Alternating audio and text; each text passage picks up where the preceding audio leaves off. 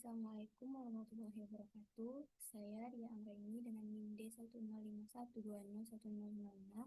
akan mempresentasikan hasil makalah saya dengan judul Pengelolaan Buangan Limbah Industri Jamu.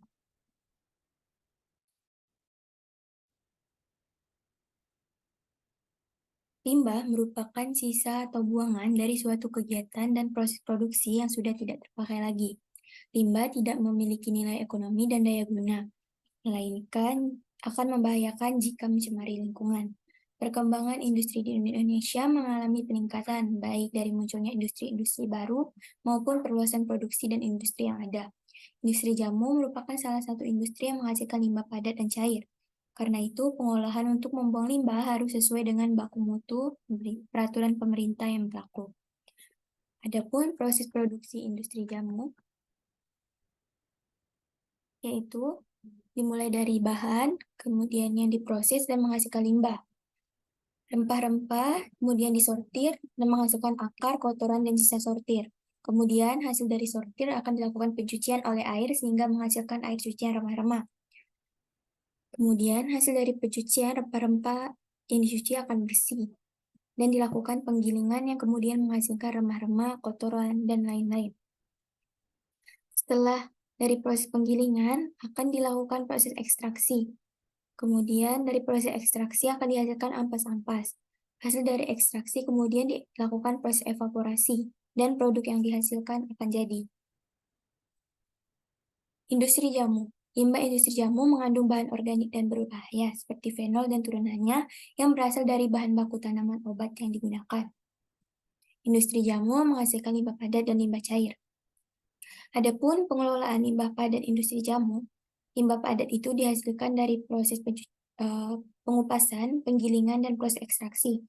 Tanaman obat yang kemudian menghasilkan limbah padat akan diolah menjadi pupuk atau kompos. Adapun langkah-langkah untuk pengolahan limbah jamu menjadi pupuk atau kompos, yang pertama, limbah jamu atau sisa ampas dikumpulkan kemudian cuci terlebih dahulu. Setelah dicuci, limbah padat jamu ditambahkan mikrobakter M4 dan gula. Selanjutnya, limbah padat jamu ditutup secara rapat. Setelah 3 minggu, limbah padat jamu akan menjadi kompos dan siap digunakan. Pada proses dekomposisi bahan organik mentah menjadi kompos akan terjadi perubahan hayati yang dilakukan oleh mikroorganisme sebagai aktivator, seperti penguraian karbohidrat, selulosa, hemiselulosa, lemak, dan lilin menjadi CO2 dan H2O. Kemudian protein menjadi amonia, CO2, dan air, serta adanya pembebasan unsur hara dari senyawa-senyawa organik menjadi senyawa yang dapat diserap oleh tanaman. Pupuk yang berasal dari bahan organik mengandung segala macam unsur, baik makro maupun mikro, yang memiliki ciri-ciri nitrogen terdapat dalam bentuk persenyawaan organik yang mudah dihisap tanaman, tidak meninggalkan sisa asam anorganik di dalam tanah, serta mempunyai kadar persenyawaan organik C organik yang tinggi seperti hidrat arang. Kemudian ada pengelolaan limbah cair. Limbah cair ini dihasilkan dari proses pencucian bahan baku serta pencucian peralatan proses produksi. Adapun pengolahan limbah cair, yang pertama, limbah industri jamu dimasukkan ke dalam wadah gray chamber untuk menghilangkan partikel anorganik agar mencegah kerusakan pada pompa dan untuk mencegah akumulasi di digestor lumpur.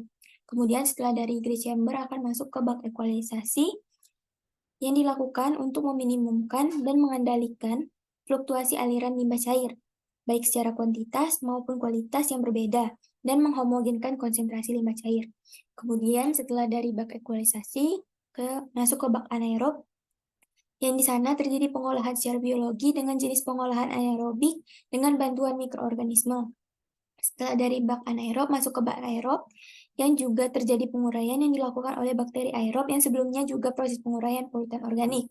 Kemudian setelah dari bak aerob masuk ke bak sedimentasi, ini terdapat lumpur hasil pengolahan sebelumnya diendapkan dan sisa-sisa air dikembalikan pada pengolahan pertama.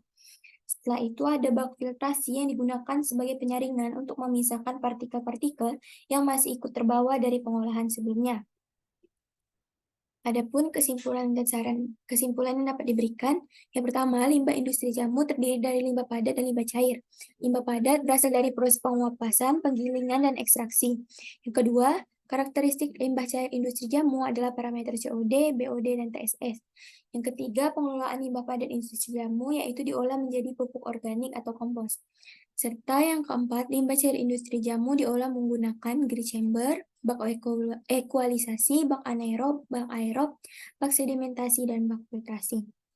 Baiklah, sekian yang dapat saya sampaikan. Kurang dan lebihnya mohon dimaafkan. Wassalamualaikum warahmatullahi wabarakatuh.